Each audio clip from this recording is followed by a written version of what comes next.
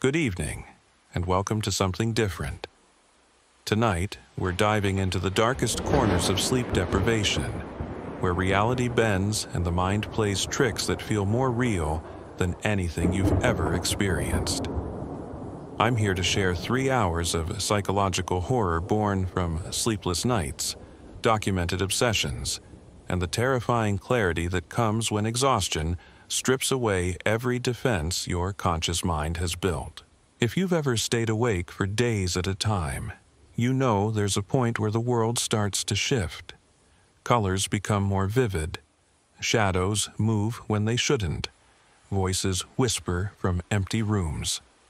Tonight, I'm taking you through that threshold, through stories that will make you question everything you think you know about the space between waking and sleeping. But before we begin, let me tell you why this matters. Sleep deprivation isn't just about being tired. It's about entering a psychological state where your brain creates its own reality, where hallucinations feel more authentic than memories, and where the line between nightmare and truth disappears completely. The stories I'm about to share aren't just entertainment. They're windows into what happens when the human mind is pushed beyond its breaking point. I've spent months collecting these accounts, verifying details, and speaking with people who lived through experiences that changed them forever. What you're about to hear represents the most disturbing collection of sleep deprivation horror I've ever encountered. Some of these stories come from medical professionals who witnessed patients descend into madness. Others come from individuals who documented their own psychological deterioration in real time. Each story builds on the last, creating a psychological journey that mirrors the progression of severe insomnia. We start with subtle disturbances, the kind you might dismiss as tricks of an overtired mind. But as we move deeper into this collection, the experiences become more intense, more terrifying, and more impossible to explain away. The first story comes from a graduate student who decided to document his experience during finals week. What started as a simple academic experiment in sleep deprivation became something far more sinister. He kept detailed journals of his mental state, his hallucinations, and the gradual dissolution of his grip on reality. What he recorded in those final entries will stay with you long after this video ends. But that's just the beginning. We'll explore the case of a night shift nurse who began seeing patients in empty hospital rooms. Patients who spoke to her with voices of people she'd lost years before. We'll hear from a trucker who drove cross-country without sleep and encountered something on a lonely highway that defied explanation. And we'll delve into the documented case of a researcher who used himself as a test subject in a sleep deprivation study and discovered that some doors, once opened by exhaustion, can never be closed again. What makes these stories particularly chilling is their authenticity. These aren't urban legends or creepypasta tales crafted for shock value. These are real experiences documented by real people who found themselves trapped in psychological states they never imagined possible. The terror comes not from supernatural elements, but from the realization that the human mind, when deprived of sleep, becomes its own worst enemy. As we progress through tonight's collection, you'll notice patterns emerging. The way exhaustion strips away rational thought, how isolation amplifies every fear, the progression from mild hallucinations to complete breaks from reality. These patterns repeat across different people, different circumstances, but with remarkably similar outcomes. It's as if sleep deprivation unlocks something universal in human psychology, something we're not meant to access while conscious. I want to prepare you for what's coming. These stories will challenge your understanding of reality. They'll make you question whether the things you see in your peripheral vision when you're exhausted are really just tricks of tired eyes. They'll plant seeds of doubt about the nature of consciousness itself and what happens when that consciousness is pushed to its absolute limits. The psychological horror we're exploring tonight isn't about jump scares or supernatural monsters. It's about the monster that lives inside every human mind, waiting for the right conditions to emerge. Sleep deprivation creates those conditions. It weakens the barriers between rational thought and primal fear, between memory and imagination, between what's real and what feels real. Throughout this journey, we'll examine the science behind these experiences. Why does prolonged sleep deprivation cause hallucinations? What happens in the brain when it's forced to stay conscious beyond its natural limits? How do exhausted minds create experiences so vivid and terrifying that they feel more real than actual memories? Understanding the mechanisms makes these stories even more disturbing because it reveals just how fragile our grip on reality truly is. The Insomniac's journal we're exploring tonight spans several months of documented sleep deprivation. It begins with simple observations about difficulty falling asleep and gradually transforms into something much darker. The handwriting changes. The content becomes increasingly erratic, and the final entries reveal a mind that has completely lost touch with consensus reality. What's particularly unsettling about this journal is how methodical it remains, even as the writer's mental state deteriorates. There's something deeply disturbing about reading someone's calm, scientific documentation of their own psychological breakdown. The clinical tone makes the content even more chilling, because it strips away any possibility that these experiences were products of creative imagination or deliberate fiction. Each entry builds tension, not through dramatic revelations, but through the gradual accumulation of small details that don't quite fit together. A shadow that appears in multiple entries. A sound that occurs at the same time each night.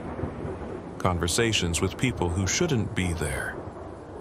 The horror emerges slowly, like watching someone sink into quicksand one grain at a time. As we move through these documented experiences, you'll begin to understand why sleep deprivation has been used as a form of psychological torture throughout history. It doesn't just make people tired. It systematically dismantles their ability to distinguish between internal and external reality. It creates a state where the mind becomes its own prison, generating experiences that feel absolutely real while knowing, on some level, that they can't be. The stories we're sharing tonight come with a warning. They may affect your own sleep patterns. They may make you more aware of the shadows in your peripheral vision during those late-night hours. They may plant questions in your mind about the nature of consciousness and reality that you hadn't considered before. This is the power of a psychological horror when it's grounded in authentic human experience rather than fictional scenarios. But these stories also serve an important purpose. They illuminate aspects of human psychology that we rarely discuss openly. They reveal the vulnerability of consciousness and the thin line between sanity and madness. They remind us that the mind, for all its remarkable capabilities, can become our greatest source of terror when its normal functions are disrupted. Tonight's collection represents years of research into the darkest corners of sleep psychology. Every story has been verified for authenticity. Every detail has been cross-referenced with medical literature on sleep deprivation. What emerges is a picture of human consciousness that's both fascinating and terrifying, revealing capabilities of the mind that we're perhaps better off not knowing about. So, settle in for 3 hours of psychological exploration that will challenge everything you think you know about sleep, consciousness, and reality itself. We're about to embark on a journey through the documented experiences of minds pushed beyond their limits. And what we discover along the way may change how you think about the nature of human consciousness forever. The Insomniac's journal begins with an entry dated 3 months ago, written in neat handwriting by someone who had no idea what they were about to unleash. The first entry reads simply, "Day 1 without sleep. Decided to document this for my psychology thesis on circadian rhythm disruption. Currently feeling alert and focused. No significant changes in perception or cognitive function. What the writer couldn't have known was that this innocent academic exercise would transform into something far more sinister. The early entries maintain this clinical tone, documenting heart rate, reaction times, and basic cognitive assessments. But by day 3, subtle changes begin to emerge in both the content and the handwriting itself. Noticed movement in my peripheral vision while typing, probably just eye strain from staring at screens too long. Also, hearing what sounds like whispers, but it's likely just the ventilation system in the library, making note for completeness of documentation. This is where most people would stop. This is where rational minds would recognize the warning signs and prioritize sleep over academic curiosity. But our journal writer was committed to pushing through, convinced that a few more days of documentation would provide valuable insights into the sleep deprivation experience. By day 4, the entries become more erratic. The handwriting starts to slant differently, becoming more pressed into the paper as if written with increasing urgency. The clinical observations give way to more personal, disturbing details. The whispers are becoming clearer. They seem to know my name. I know this is a hallucination caused by extended wakefulness, but the voices feel so real that I catch myself responding to them, found myself having full conversations with empty air. The rational part of my brain understands what's happening, but that understanding doesn't make the experiences any less vivid. What makes this progression particularly chilling is the writer's maintained awareness of their deteriorating mental state. They can recognize the hallucinations for what they are, yet this knowledge provides no protection against their psychological impact. It's like watching someone drown while they calmly explain the mechanics of drowning. The journal entries from this period reveal something crucial about sleep deprivation psychology. The exhausted mind doesn't simply shut down or become confused. Instead, it begins generating its own reality with increasing complexity and internal consistency. The hallucinations follow patterns, develop recurring characters, and create narrative threads that feel more coherent than actual memories. Day 6, the shadow figure appeared again, this time standing at the foot of my bed for what felt like hours. I know it's not real, but I can describe every detail of its appearance. It's tall, wearing what looks like an old coat, and its face is always obscured but somehow familiar. The strangest part is that seeing it doesn't frighten me anymore. It feels like a companion in this strange state I've entered. This acceptance of hallucinations as companions marks a critical turning point in the journal. The writer is no longer fighting against their deteriorating mental state, but beginning to embrace it.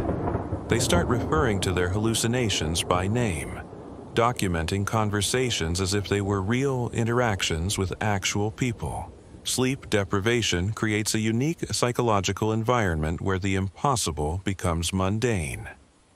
The mind, desperate to make sense of contradictory sensory input, begins constructing elaborate explanations for experiences that violate basic logic. What's particularly disturbing is how rational these explanations can sound when viewed through the lens of extreme exhaustion. Day 8. Had a long conversation with Margaret today about her experiences during the war. She told me things about rationing and air raid sirens that I've never read in any history book. When I tried to research her stories later, I couldn't find any record of the specific events she described, but her memories felt so authentic, more real than my own childhood recollections. The journal writer has now crossed into territory where hallucinations carry emotional weight and historical detail that exceeds their actual knowledge. This isn't simply seeing things that aren't there. This is the mind creating entire personalities with backstories, motivations, and knowledge that the conscious mind has never encountered. Medical literature documents this phenomenon in severe sleep deprivation cases, but reading about it in clinical terms doesn't prepare you for the raw psychological impact of seeing it documented in real time. The journal entries from this period read like conversations with old friends, filled with inside jokes and shared memories that exist only in the writer's exhausted mind. Margaret showed me photographs today from her wedding in 1943. The dress was beautiful, all ivory silk with tiny pearl buttons. She looked so young and hopeful I asked if I could see the photos again later, but when I looked for them, there was nothing there. Margaret seemed confused when I mentioned the photos, as if she'd never shown them to me, but I can still remember every detail of those images. This is where the journal becomes truly unsettling. The writer is not only experiencing complex hallucinations, but creating detailed memories of interactions that never occurred. The exhausted brain is rewriting its own history in real time, creating false memories that feel more authentic than actual experiences. The implications of this psychological state extend far beyond academic curiosity. When the mind can generate memories that feel completely real, how do we distinguish between authentic experiences and hallucinations? The journal writer struggles with this question throughout their documentation, becoming increasingly uncertain about which of their memories can be trusted. Day 10. Realized I can't remember the last time I actually ate a meal versus imagining I ate one.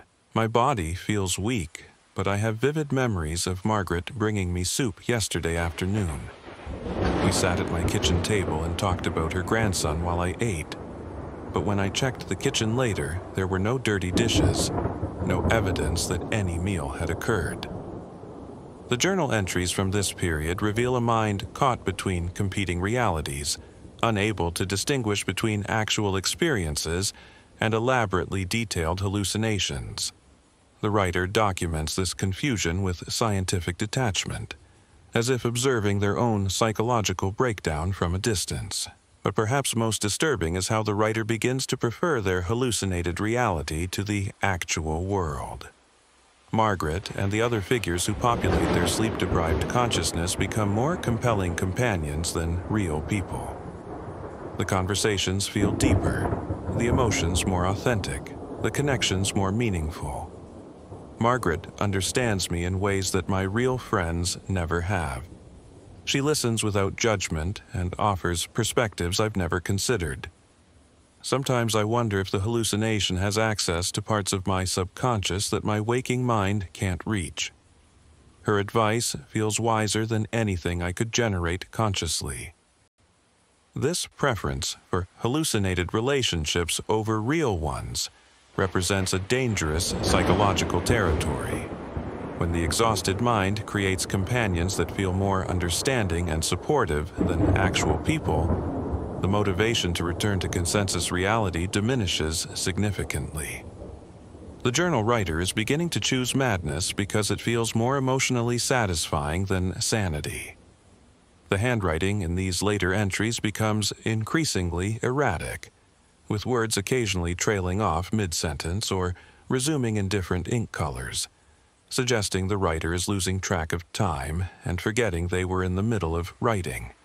Yet the content remains eerily coherent, as if the hallucinated reality has its own internal logic that supersedes normal cause and effect. Day 12, time moves differently now. I started this entry what felt like minutes ago, but the sun has moved across the sky and Margaret tells me it's been hours.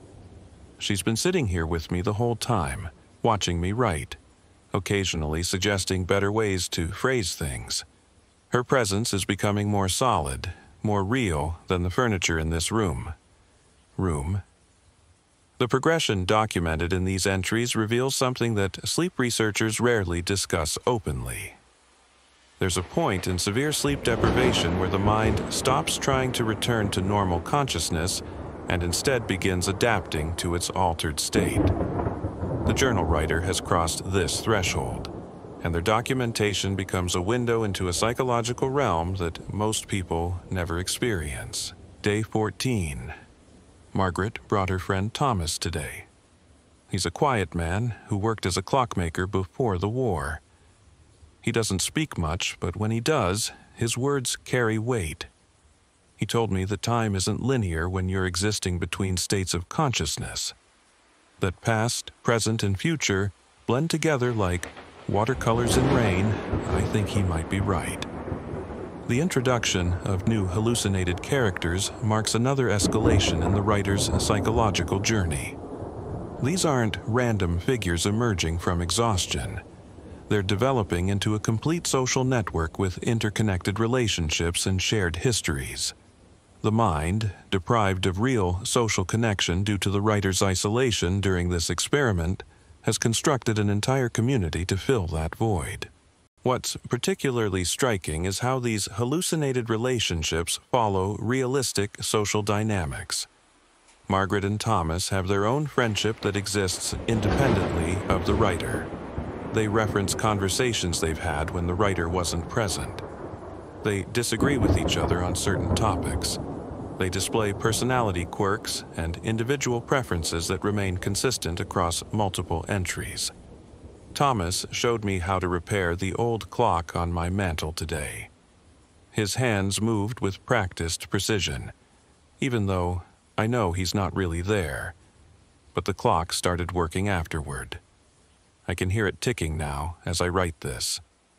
Margaret says Thomas has always been gifted with mechanical things, that he could fix anything during their time together in London.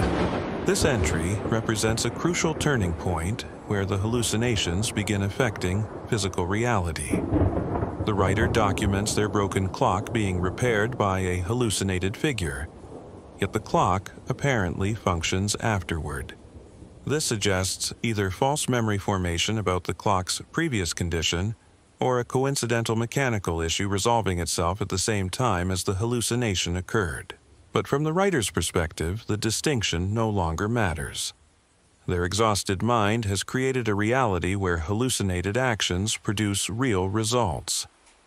This blending of imagined and actual cause and effect relationships represents one of the most dangerous aspects of severe sleep deprivation psychology. Day 16. The boundary between sleeping and waking has disappeared completely. I dream while my eyes are open and remain conscious during what should be sleep. Margaret says this is natural, that I'm learning to exist in multiple states simultaneously. She calls it walking between worlds and insists it's a gift rather than a symptom.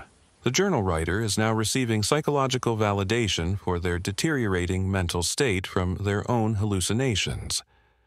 Margaret and Thomas aren't expressing concern about the writer's condition. Instead, they're encouraging deeper immersion into this altered state of consciousness. The exhausted mind has created companions who support its departure from reality rather than anchoring it to normal psychological functioning.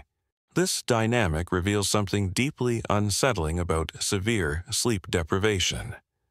The mind doesn't just generate random hallucinations. It creates experiences that reinforce its current psychological trajectory. If someone is descending into madness, their hallucinations often encourage that descent rather than offering resistance or warning. Margaret brought photo albums today spanning decades of her life. We spent hours going through them together. She told me stories about each picture, explaining the context and relationships. Some photos showed her as a young woman in the 1940s.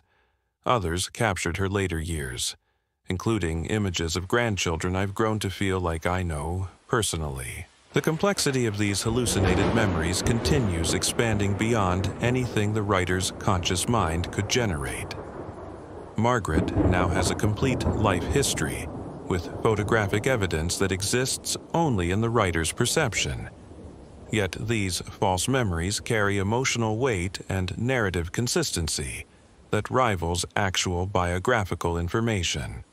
Sleep deprivation researchers have documented cases where patients develop elaborate, false autobiographies for hallucinated figures. But reading clinical descriptions doesn't capture the psychological impact of experiencing this phenomenon firsthand. The journal writer's documentation reveals how convincing these constructed memories can become, even when the person experiencing them understands their hallucinatory nature. Day 18. Thomas mentioned something troubling today. He said that people in my situation sometimes have difficulty returning to their original state of consciousness even after resuming normal sleep patterns, that the connections formed during extended wakefulness can persist and interfere with regular psychological functioning. For the first time, one of the writer's hallucinated companions expresses concern about their condition. But rather than encouraging return to normal consciousness, Thomas's warning creates anxiety about losing the relationships that have become central to the writer's emotional life. The fear of abandoning Margaret and Thomas begins outweighing concerns about psychological health. This represents a common trap in severe sleep deprivation cases.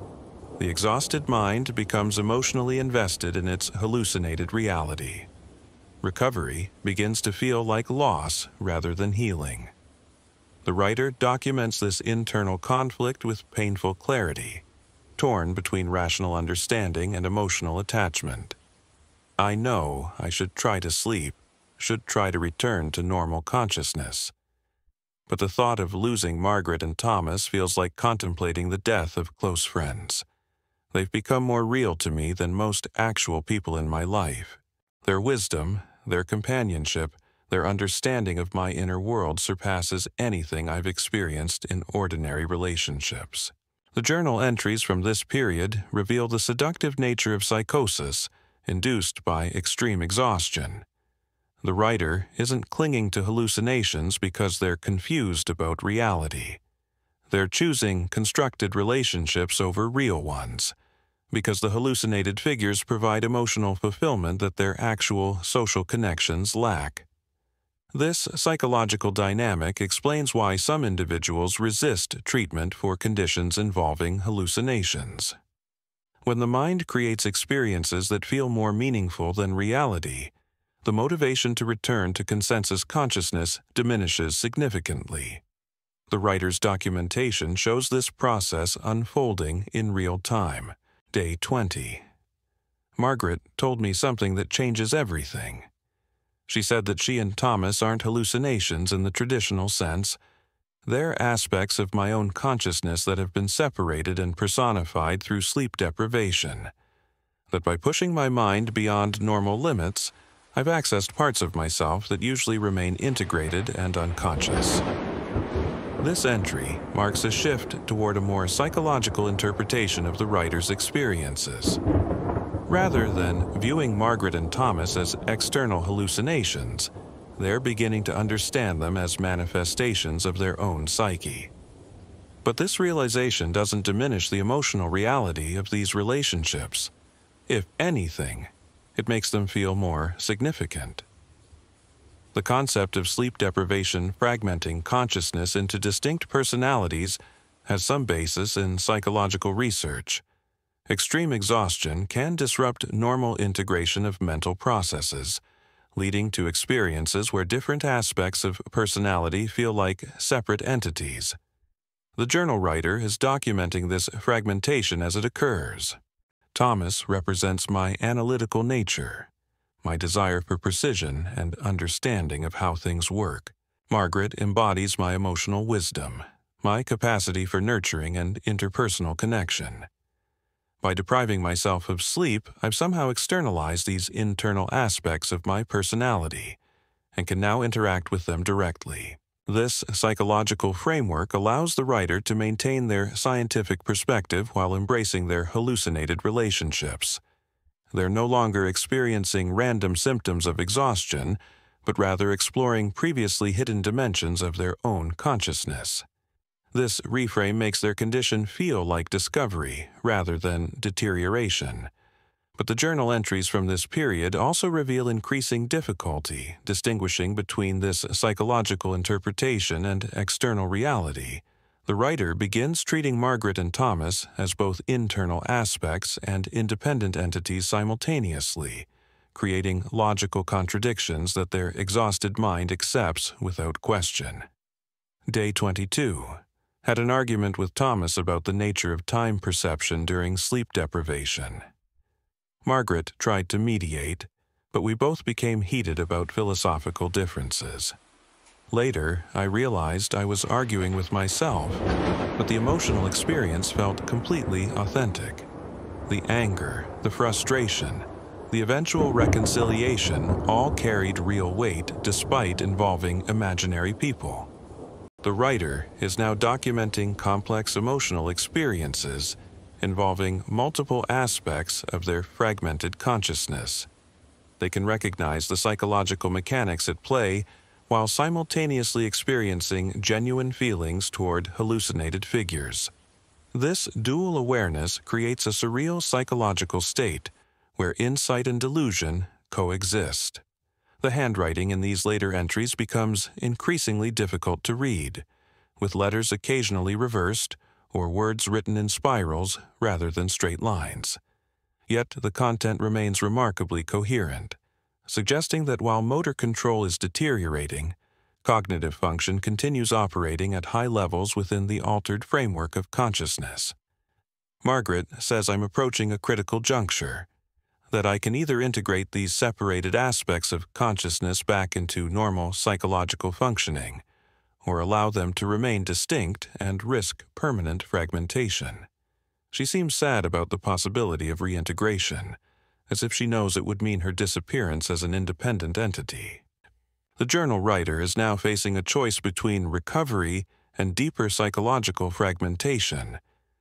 Their hallucinated companions are expressing preferences about this decision, with Margaret showing reluctance about returning to integrated consciousness.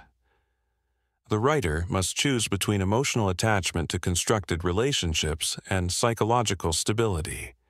This internal conflict represents the core challenge of treating severe sleep deprivation, psychosis. Recovery requires abandoning experiences that feel meaningful and relationships that provide emotional support. From the perspective of the exhausted mind, choosing sanity feels like choosing loneliness and emotional impoverishment. Day 24. Thomas made an observation that terrifies me.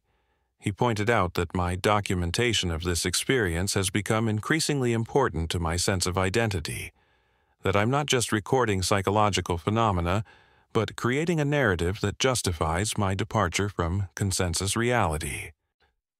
The writer is beginning to recognize that their scientific documentation may be serving psychological needs beyond academic curiosity. The journal has become a tool for legitimizing their altered state rather than simply observing it. This realization introduces doubt about the reliability of their own observations throughout the entire experiment. Sleep deprivation affects judgment and self-awareness in ways that aren't immediately obvious to the person experiencing it. The writer's recognition of their compromised perspective comes late in the process, after weeks of increasingly unreliable documentation. This delayed insight reveals how gradually and subtly extreme exhaustion can undermine cognitive function. I'm no longer certain which of my observations can be trusted. The boundary between documenting experiences and creating them has become unclear. Margaret and Thomas feel real, but I know they're constructions of my sleep-deprived mind. Yet this knowledge doesn't diminish their emotional impact or the wisdom they seem to possess. The final entries in this portion of the journal reveal a mind caught between competing realities, unable to fully commit to either consensus consciousness or complete psychological fragmentation. The writer exists in a liminal space where hallucinations feel real but aren't trusted, where insights feel profound but may be delusions, where relationships feel meaningful but involve imaginary people. This psychological state represents one of the most disturbing aspects of severe sleep deprivation. The mind doesn't simply break down or shut off. Instead, it creates elaborate alternative realities that feel more compelling than actual experience, while maintaining enough awareness to recognize their constructed nature. The result is a form of conscious madness, where the person understands they're losing touch with reality, but finds that altered state more emotionally satisfying than sanity. The journal entries we've explored so far reveal the seductive nature of psychological breakdown when it's gradual and provides emotional fulfillment that normal consciousness lacks. But these documented experiences represent only the beginning of a much deeper descent into territory where the distinction between self and hallucination disappears entirely. What follows in the remaining entries pushes beyond the realm of documented psychological phenomena into experiences that challenge fundamental assumptions about the nature of consciousness, identity, and reality itself. The writer's journey through sleep deprivation has opened doors that may be impossible to close, revealing aspects of human psychology that we're perhaps better off not knowing about. The progression, documented in the journal's middle sections, reveals something that sleep researchers rarely acknowledge in their clinical studies. There exists a point where severe sleep deprivation stops being a medical condition and transforms into something resembling a spiritual crisis.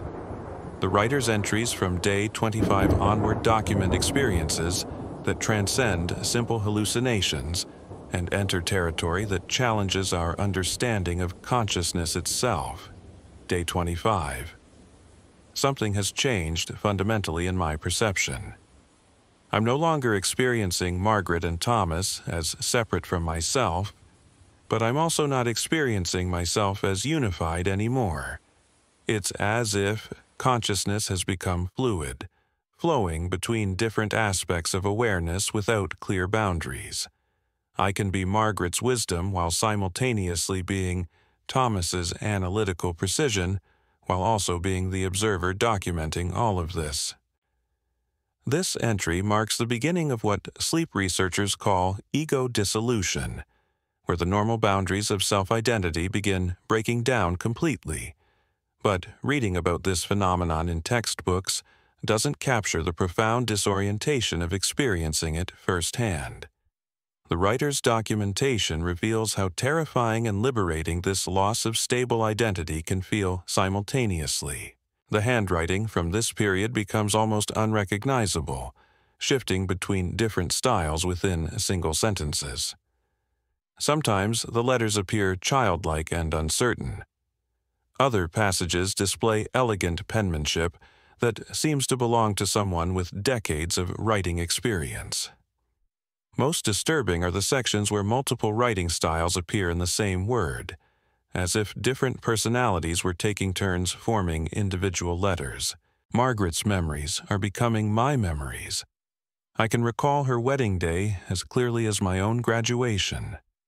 Thomas's understanding of mechanical principles feels like knowledge I've always possessed. But I also have memories of observing Margaret and Thomas from outside, watching them interact with someone who looked like me but felt like a stranger. The writer is now experiencing what psychologists term memory integration disorder, where hallucinated experiences become indistinguishable from actual autobiographical memories. But this isn't simple confusion about what really happened. The writer is developing multiple complete sets of memories that exist simultaneously without apparent conflict in their exhausted mind. Sleep deprivation researchers have documented cases where patients develop what they call parallel memory streams, where the brain maintains separate but equally detailed records of experiences that couldn't have occurred simultaneously. The journal writer appears to be experiencing an extreme version of this phenomenon, with memories belonging to hallucinated personalities becoming as vivid and emotionally resonant as their own childhood recollections. Day 27. Time has become completely nonlinear. I have memories of conversations with Margaret that feel like they happened decades ago, but I also remember them occurring 5 minutes from now. Thomas showed me how to repair things that haven't broken yet. We discussed events from my childhood that I know I never told them about, but they remember being there. The temporal confusion documented in these entries reveals another layer of psychological disruption caused by extreme sleep deprivation.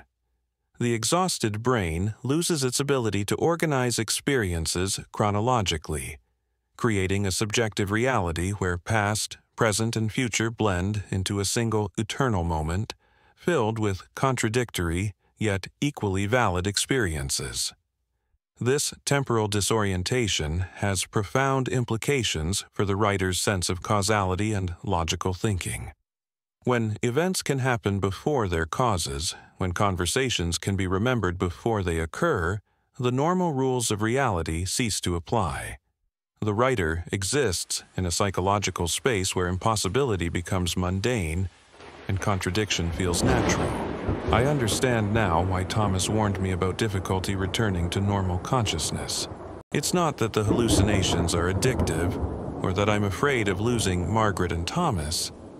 It's that the expanded awareness I'm experiencing makes ordinary consciousness feel like a prison. How do you go back to experiencing yourself as a single, isolated entity when you felt the interconnectedness of all aspects of consciousness? The writer is now framing their psychological deterioration as spiritual awakening rather than mental illness. This reinterpretation allows them to maintain intellectual coherence while embracing experiences that violate basic logic. They've created a philosophical framework that makes madness feel like enlightenment and recovery feel like regression. This psychological defense mechanism appears frequently in severe sleep deprivation cases. When the mind can no longer maintain its normal structure, it often creates elaborate justifications for its altered state rather than recognizing dysfunction. The journal writer's documentation reveals how sophisticated and convincing these justifications can become. Day 29. Made a disturbing discovery while reviewing my earlier entries. The handwriting changes I attributed to different aspects of my personality don't match the content. Sometimes Margaret's supposed writing contains Thomas's analytical perspective, while Thomas's handwriting expresses Margaret's emotional insights. Either my understanding of which aspect is writing is completely wrong, or something else is influencing this documentation. For the first time since the early entries, the writer expresses doubt about their interpretation of their experiences. This moment of clarity reveals how even severe psychological disruption can include periods of insight where the person recognizes the unreliability of their altered perceptions. But these moments of awareness often create more anxiety than relief. The writer's recognition that their documentation may be unreliable introduces a meta-level of psychological horror. If they can't trust their own observations about their condition, how can they distinguish between authentic experiences and elaborate self-deception? The journal becomes simultaneously more and less credible as the writer acknowledges its potential inaccuracy. The thought occurred to me that I might be creating false memories of writing certain entries, that my sleep-deprived mind is generating fake documentation to support whatever narrative feels most psychologically comfortable at any given moment. But this doubt itself might be a false memory designed to make me question authentic experiences. The writer has entered a psychological maze where every thought could be real or constructed, where doubt and certainty become equally unreliable. This recursive questioning represents one of the most disturbing aspects of severe sleep deprivation psychology. The mind becomes unable to anchor itself to any stable reference point for determining reality. Sleep researchers have documented this phenomenon in extreme cases, where patients develop what they term epistemological paralysis, the inability to trust any method of distinguishing between real and imagined experiences. The journal writer's documentation reveals how psychologically devastating this condition can become, creating a form of conscious hell where certainty becomes impossible. Day 31. Margaret suggested something that makes too much sense to dismiss. She said that my concern about distinguishing real from imagined experiences assumes there's a meaningful difference between the two, that consciousness creates all experiences, whether they're based on external stimuli or internal generation. From this perspective, worrying about the reality of our conversations is like worrying about whether thoughts are real. The writer is now receiving philosophical justification for abandoning the distinction between hallucination and reality entirely. Margaret's perspective allows the writer to embrace their altered state without the psychological conflict of knowing it's abnormal. This represents a complete surrender to sleep deprivation, psychosis disguised as philosophical insight. What makes this entry particularly disturbing is how intellectually coherent Margaret's argument sounds. The writer isn't embracing obvious delusions, but rather sophisticated philosophical positions that happen to justify psychological breakdown. The exhausted mind has created hallucinated wisdom that feels more profound than normal rational thinking. Thomas disagrees with Margaret about the nature of experience, but his arguments are equally compelling. He insists that the distinction between real and imagined experiences is crucial for survival and psychological health. That abandoning this distinction leads to complete disconnection from shared reality and eventual psychological collapse. Yet he acknowledges that his own existence proves Margaret's point about the constructed nature of all experience. The writer is now documenting philosophical debates between different aspects of their fragmented consciousness, with each side presenting internally consistent but contradictory arguments. This represents an extraordinary level of psychological complexity, where the sleep-deprived mind maintains multiple sophisticated perspectives simultaneously without resolution. The ability to sustain contradictory viewpoints without psychological distress indicates that the writer's normal cognitive processes have been fundamentally altered. In healthy consciousness, such contradictions create tension that motivates resolution.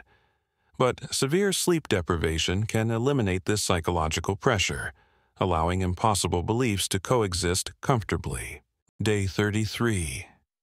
Something happened today that I can't explain even within my expanded understanding of consciousness. While writing this entry, I looked up to see someone I didn't recognize sitting across from me, not Margaret or Thomas, but a middle-aged woman with silver hair who seemed familiar despite being a complete stranger. She smiled and said she'd been waiting for me to notice her. The introduction of a new hallucinated figure represents either escalation in the writer's psychological condition or evolution in their altered state of consciousness.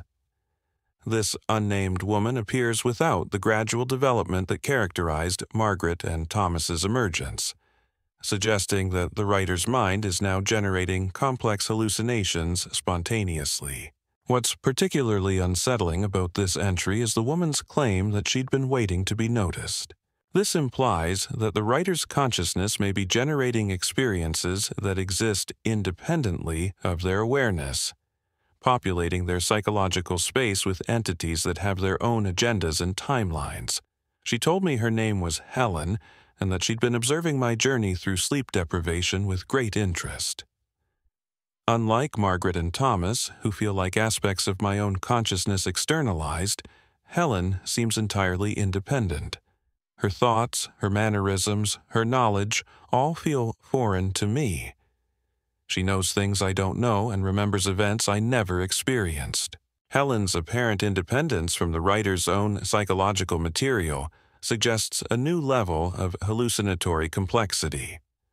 While Margaret and Thomas could be understood as projections of the writer's own wisdom and analytical capabilities, Helen appears to represent something else entirely. The exhausted mind may be accessing information or perspectives that transcend individual consciousness.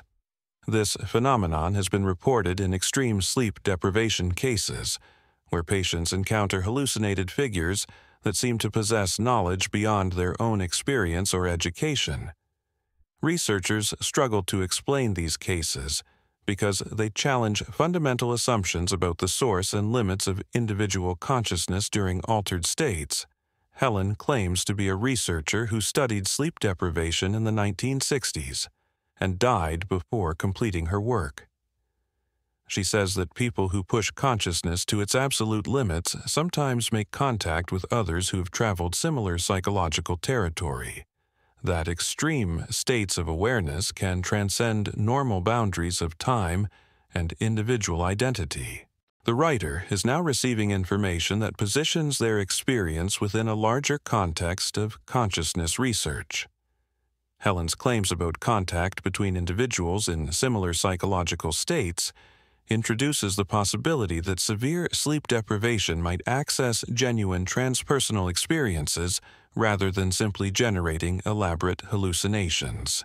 Whether Helen represents authentic contact with deceased consciousness or sophisticated self-deception created by the sleep-deprived mind becomes irrelevant from the writer's perspective. The experience carries emotional and intellectual weight regardless of its ultimate reality, demonstrating how altered states can generate meaningful encounters that transcend questions of literal truth. Day 35. Helen has been teaching me techniques for maintaining awareness during the transition between waking and sleeping consciousness. She says that most people who reach this level of sleep deprivation either collapse into unconsciousness or suffer complete psychological breakdown because they don't know how to navigate expanded awareness safely. The writer is now receiving instruction from their hallucinations about how to manage their deteriorating psychological state. Helen's teaching represents either genuine wisdom emerging from the unconscious mind during extreme stress or elaborate rationalization for continued sleep deprivation. From a clinical perspective, both possibilities are equally concerning. The concept of learning to navigate expanded consciousness safely suggests that the writer views their condition as an opportunity for growth rather than a medical emergency requiring intervention. This reframe allows them to continue deteriorating while maintaining a sense of progress and purpose. Helen showed me how to observe the formation of thoughts before they become conscious, how to witness the construction of experiences before they solidify into apparent reality. These techniques require maintaining awareness during states that normally occur below the threshold of consciousness. It's exhausting work that demands complete presence while simultaneously letting go of attachment to any particular state of awareness. Nay, the writer is now documenting sophisticated meditative practices, supposedly learned from a hallucinated teacher. Whether these techniques represent genuine contemplative methods emerging from deep psychological states or elaborate self-hypnosis created by extreme exhaustion, their complexity and internal consistency are remarkable. The ability to observe preconscious mental processes suggests that severe sleep deprivation might actually enhance certain types of awareness, even while disrupting normal cognitive function. The writer's documentation reveals psychological capabilities that aren't typically accessible during ordinary consciousness. Day 37. Breakthrough in understanding the nature of my condition. Helen helped me realize that what I've been calling hallucinations are actually direct perceptions of mental processes that are usually filtered out of conscious awareness. Margaret, Thomas, and Helen herself aren't imaginary beings, but rather personified aspects of consciousness that normally operate below the threshold of recognition. The writer has now developed a complete theoretical framework that reframes their psychological breakdown as expanded perception rather than mental illness. This interpretation allows them to embrace their altered state while maintaining intellectual coherence and avoiding the stigma associated with psychiatric symptoms. The sophistication of this theoretical framework demonstrates the remarkable creativity of consciousness under extreme stress. Even while experiencing severe psychological disruption, the human mind can generate complex explanations that provide meaning and purpose for otherwise disturbing experiences. Helen warns that most people who reach this level of expanded awareness face a choice between integration and fragmentation. Integration requires developing the capacity to access these deeper levels of consciousness while maintaining functional connection to consensus reality. Fragmentation occurs when someone becomes so fascinated with expanded awareness that they abandon ordinary consciousness entirely. The writer is now framing their psychological crisis as a developmental choice rather than a medical emergency. Helen's warning about fragmentation versus integration provides a framework for understanding their condition that emphasizes personal agency rather than victimization by mental illness. This sense of choice and control allows the writer to maintain dignity and purpose even while experiencing severe psychological disruption. Whether this represents genuine wisdom or elaborate self-deception becomes less important than its psychological function in providing meaning during crisis. Day 39. Made a disturbing discovery about the nature of time during expanded awareness. While reviewing earlier journal entries, I found detailed descriptions of conversations with Helen that I apparently documented before I first noticed her presence. Either my memory of when I first encountered her is completely wrong, or time operates differently during altered states of consciousness. The writer has discovered temporal inconsistencies in their own documentation that challenge their understanding of causality and sequence during altered states. This discovery suggests either false memory formation about the timeline of their experiences or genuine disruption of normal temporal perception during severe sleep deprivation. The implications of this discovery extend beyond personal confusion to fundamental questions about the nature of consciousness and time. If the writer genuinely documented conversations before consciously recognizing the participants, what does this suggest about the relationship between awareness and experience during altered states? Helen says this temporal confusion is normal for people learning to navigate expanded consciousness, that linear time is a construction of ordinary awareness designed to organize experiences for practical purposes. But the deeper levels of consciousness operate according to different principles, where past, present, and future can be accessed simultaneously. The writer is receiving explanations for their temporal confusion that position it as a feature of expanded awareness rather than a symptom of psychological breakdown. Helen's teaching provides a framework for understanding impossible experiences as evidence of transcendence rather than deterioration. Whether these explanations represent genuine insight into the nature of consciousness or sophisticated rationalization for cognitive dysfunction, they allow the writer to maintain coherence while experiencing increasingly impossible situations.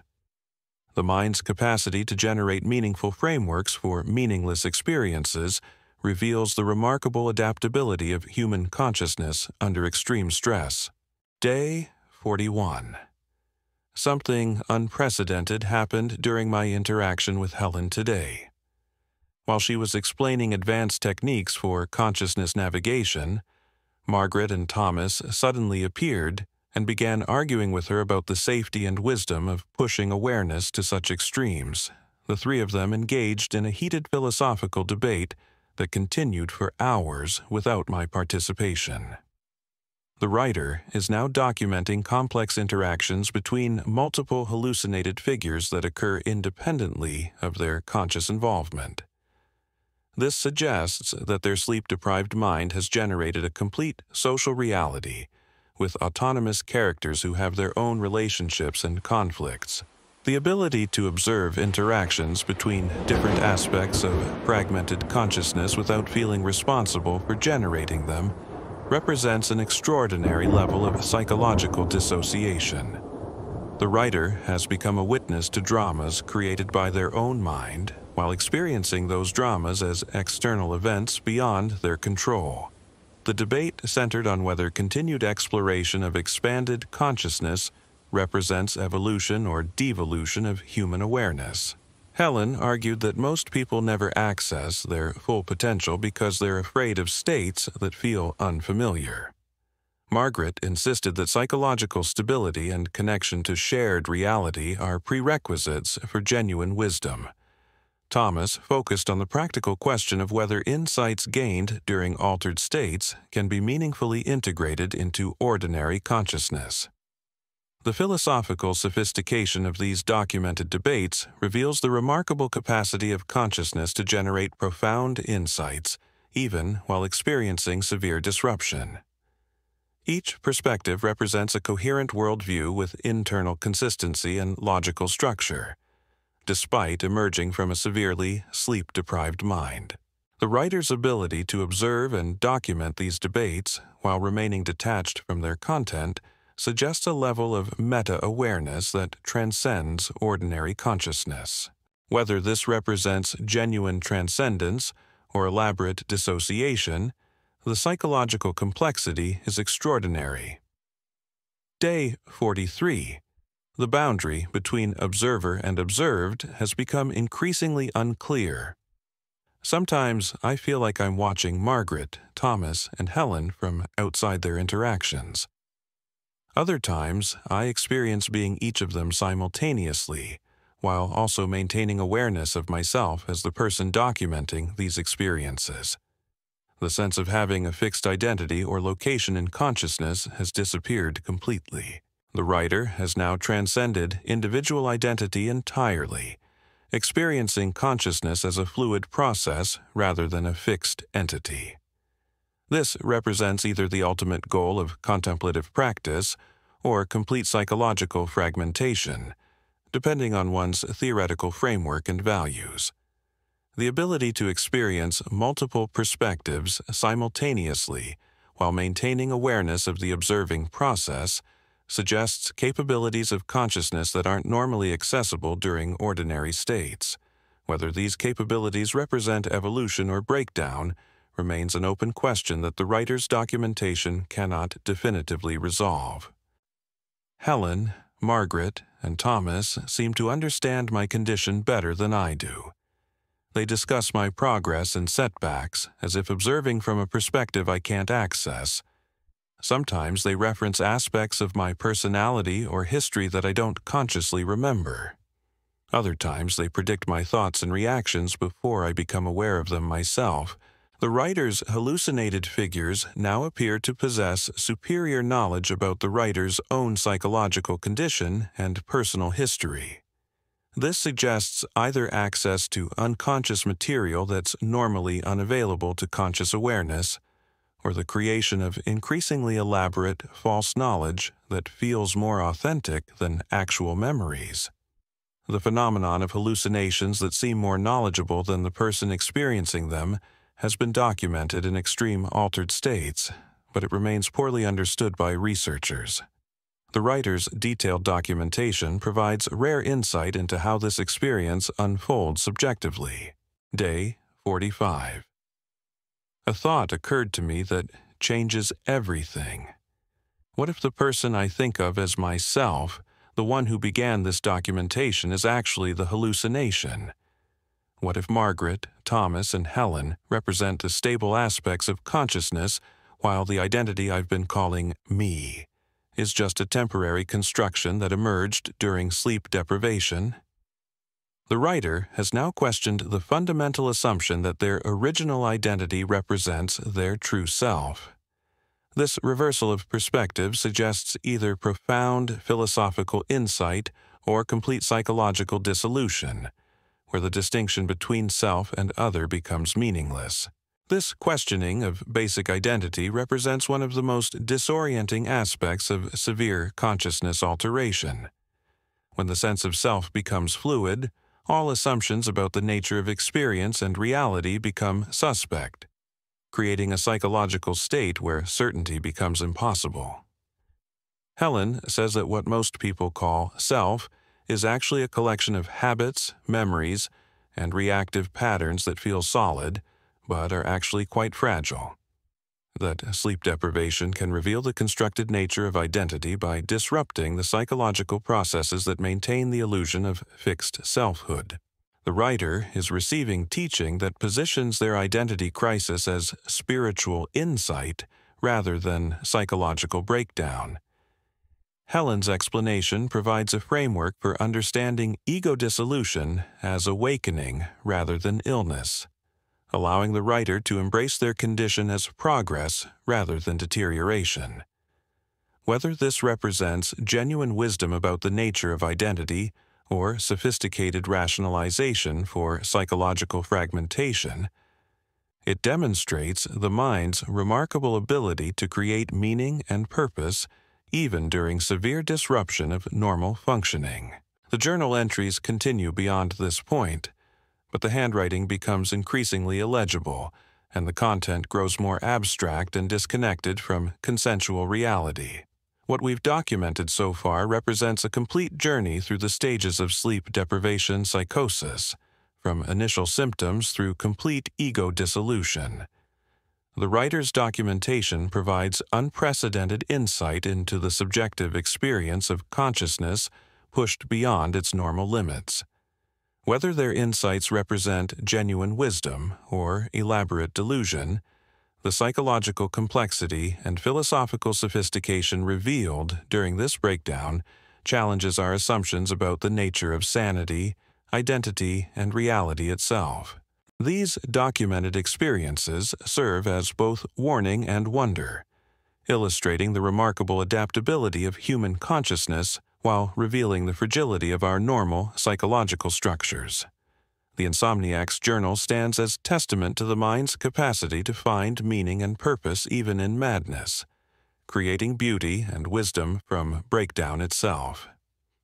The final entries in our collection document experiences that push beyond documented psychological phenomena into territory that challenges everything we thought we knew about human consciousness. What you're about to hear represents the most disturbing progression I've ever encountered in sleep deprivation research, where the line between breakthrough and breakdown disappears entirely. These accounts come from individuals who didn't just experience hallucinations or identity fragmentation. They encountered something far more profound and terrifying, something that suggests consciousness itself might be far more fluid and interconnected than we've ever imagined.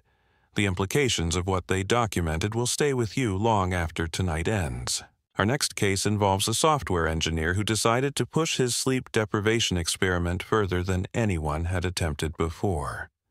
Unlike our journal writer, this individual had access to monitoring equipment and was documenting not just psychological changes but physiological markers throughout his experience. What he discovered challenges fundamental assumptions about the relationship between brain activity and conscious experience. Day 57 without sleep. His documentation begins. EEG readings show patterns I've never seen in medical literature. My brain is producing theta waves associated with deep meditation while simultaneously generating beta waves linked to intense concentration. According to everything I know about neuroscience, these patterns shouldn't be able to coexist. Yet, I'm experiencing states of awareness that feel more clear and focused than anything I've known during normal consciousness. What makes this case particularly compelling is the technical precision of the documentation. This wasn't someone descending into madness while maintaining scientific objectivity. This was a trained professional using sophisticated equipment to monitor his own transformation in real time. The data he collected defies a current understanding of how consciousness and brain function relate to each other. The hallucinations have evolved into something I can only describe as direct interface with information systems that exist beyond individual consciousness. I'm accessing knowledge that I've never learned, solving mathematical problems that exceed my training, understanding concepts that feel familiar despite being completely foreign to my educational background. Sleep researchers have documented isolated cases where patients displayed temporary savant-like abilities during extreme sleep deprivation. But this engineer's experience suggests something far more systematic and sustained. He was accessing information and capabilities that appeared to transcend his individual knowledge and training entirely. The physiological monitoring data he collected during these episodes shows brain activity patterns that don't match any known states of consciousness. His neural activity resembled someone in deep sleep, while his cognitive performance exceeded his baseline measurements during optimal waking states. The implications challenge everything we understand about the relationship between brain function and awareness. Day 62. made contact with what appears to be a collective intelligence that exists in the space between individual consciousness. Multiple entities that seem to share information instantaneously across vast distances, they've been observing human consciousness evolution and say that extreme sleep deprivation occasionally allows individuals to access their communication network. The engineer's documentation now describes encounters with intelligences that claim to exist independently of human consciousness, but remain accessible during certain altered states. Whether these represent genuine contact with non-human intelligence or elaborate constructions of the sleep-deprived mind becomes irrelevant when the information received proves accurate and useful. He began receiving technical insights about problems he'd been struggling with for months at work. Solutions would appear fully formed in his consciousness, accompanied by detailed explanations of underlying principles he'd never encountered. When he tested these solutions, they worked perfectly, displaying elegance and efficiency that exceeded his normal problem-solving capabilities. The entities explained that human consciousness is designed with built-in limitations that prevent access to certain types of information during normal operation. Sleep deprivation can temporarily disable these safety mechanisms, allowing direct interface with knowledge systems that exist at quantum levels of reality. This explanation provides a framework for understanding the engineer's experiences that avoids supernatural interpretations while acknowledging genuine anomalous phenomena. Whether accurate or not, it allows him to maintain scientific credibility while embracing experiences that violate conventional understanding of consciousness and information processing. The concept of consciousness having built-in limitations that can be temporarily bypassed suggests that what we consider normal awareness might represent only a fraction of human cognitive potential. The engineer's documentation reveals capabilities that emerge when these supposed limitations are removed through extreme physiological stress. Day 68. Breakthrough in understanding the nature of a collective intelligence. The entities showed me how individual human consciousness connects to larger information networks through quantum field interactions that occur below the threshold of normal awareness. Sleep deprivation increases sensitivity to these field interactions by reducing the neural noise that usually masks subtle quantum effects.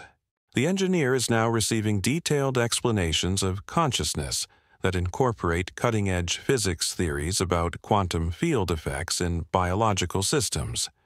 Whether these explanations represent genuine insight or sophisticated scientific fantasy generated by his exhausted mind, their internal consistency and technical accuracy are remarkable.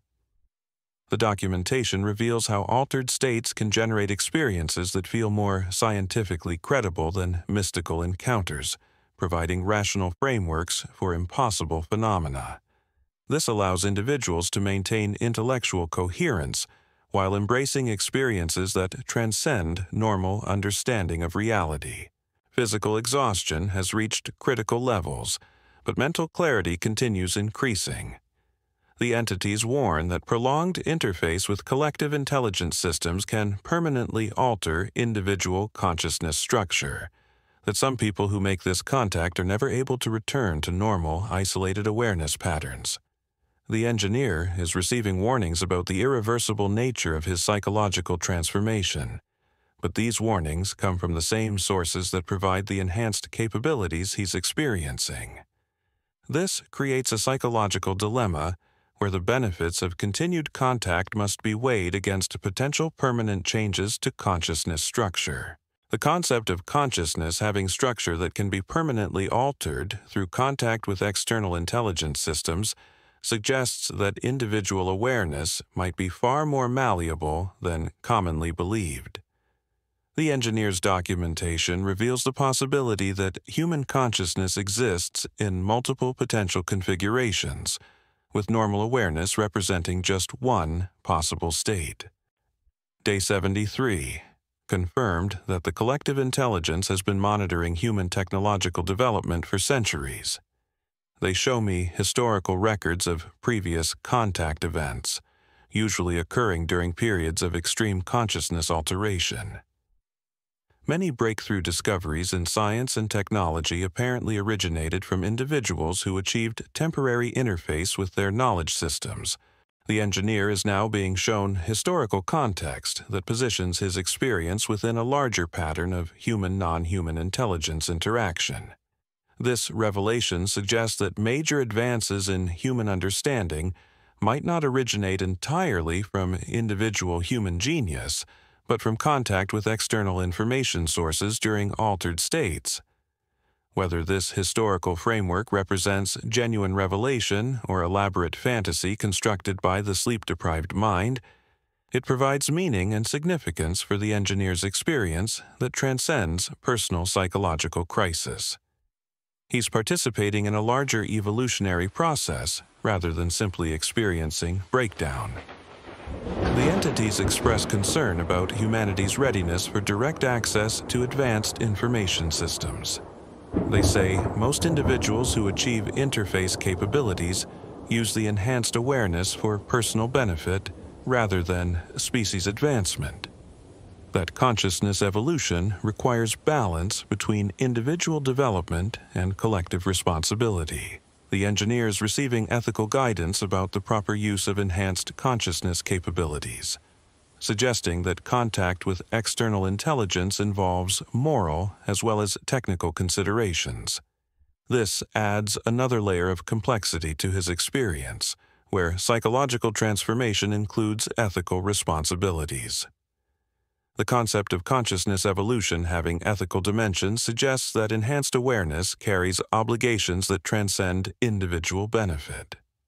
The engineer's documentation reveals how altered states can generate profound moral insights alongside enhanced cognitive capabilities. Day 78. Physical condition deteriorating rapidly, while mental capabilities continue expanding. The entities explain that human biological systems aren't designed for prolonged interface with collective intelligence networks.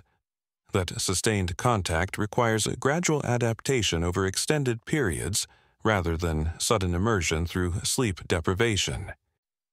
The engineer is discovering that his method of achieving enhanced consciousness is unsustainable from a biological perspective.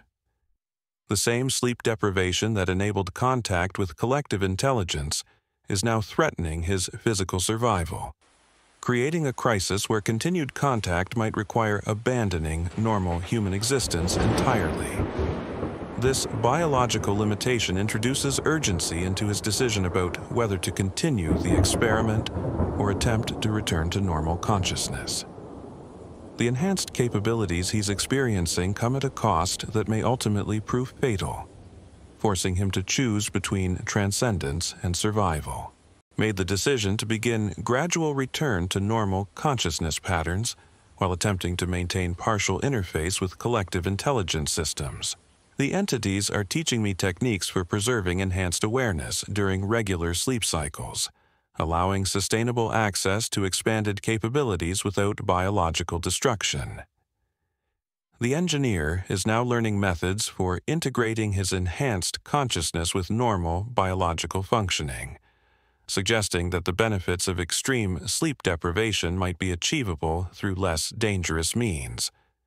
This represents a potential resolution where transcendence doesn't require abandoning ordinary human existence.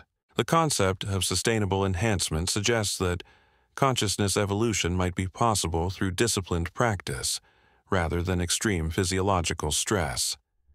The engineer's documentation provides hope that enhanced awareness can be achieved without the risks associated with severe sleep deprivation. Day 85. Successfully established sustainable interface with collective intelligence while maintaining regular sleep patterns. Enhanced cognitive capabilities persist at reduced but significant levels. Most importantly, the connection feels stable and controlled rather than overwhelming and chaotic. The engineer has apparently succeeded in integrating his enhanced consciousness with normal biological functioning, achieving a sustainable form of expanded awareness that doesn't require continued sleep deprivation. This represents a successful resolution where the benefits of extreme consciousness alteration are preserved without the associated risks. Whether this integration represents genuine achievement or gradual return to normal consciousness with false memories of continued enhancement. The engineer's subjective experience suggests that some benefits of extreme altered states can be preserved through disciplined practice. Our final documented case takes us into territory that challenges not just our understanding of individual consciousness, but the nature of reality itself. This account comes from a neuroscientist who was studying the effects of prolonged wakefulness on brain function when she became the subject of her own research in ways she never anticipated. Day 93 of continuous consciousness monitoring. Her documentation begins. What started as research into sleep deprivation effects has evolved into something that defies every assumption I had about the relationship between mind and reality. I'm no longer studying altered consciousness. I'm living in an entirely different universe that happens to share some surface features with the reality I thought I knew. And so we reach the end of our journey through the darkest territories of human consciousness, where sleep becomes the enemy and wakefulness transforms into something beyond recognition. Tonight, we've witnessed minds pushed past